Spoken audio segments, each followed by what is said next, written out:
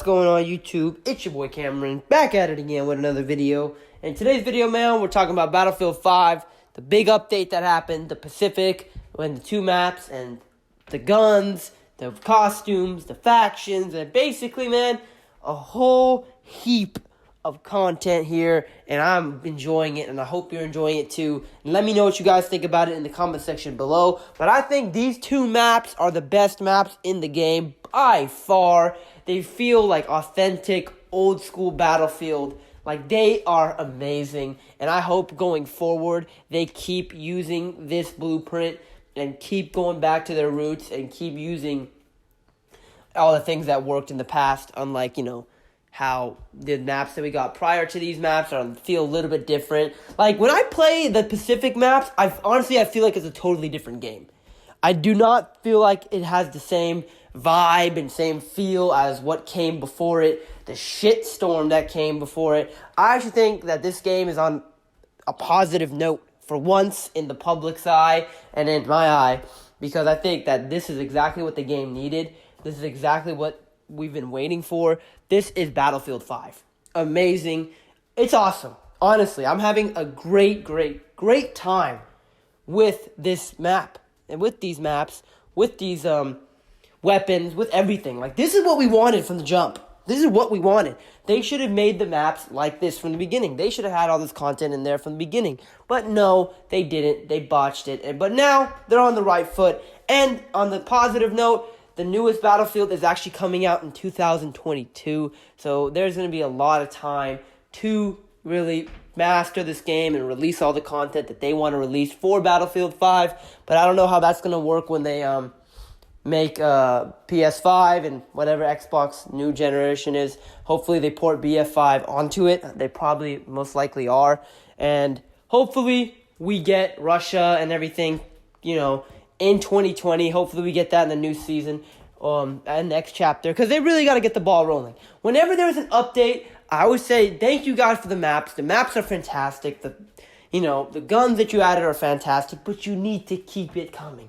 Because if you're going to do a free DLC model, which EA doesn't seem to understand, is the EA doesn't release jack shit for years or months, and then they finally release something when their game is pretty much dead.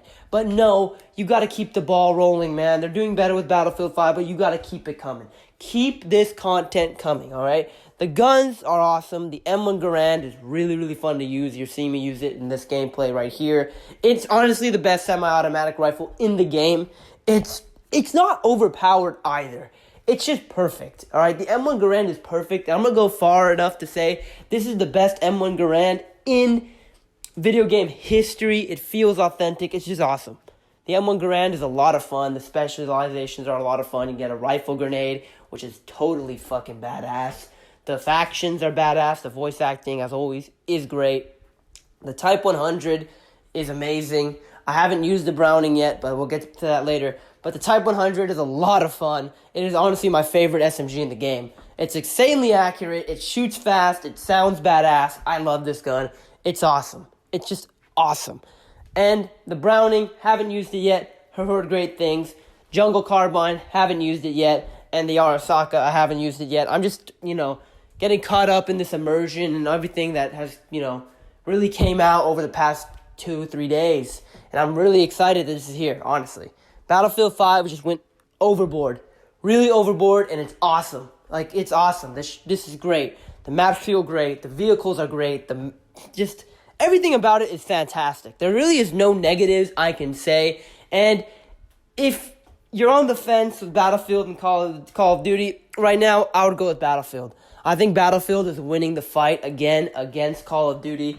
They beat Black Ops 4 last year, and they're kind of kicking Modern Warfare's ass right now with this update. Because I didn't play Battlefield much in October, just because I played Operation Underground for like a week, and then I was like, okay, like, it's cool, I enjoy it, but it's not, it's not what I want.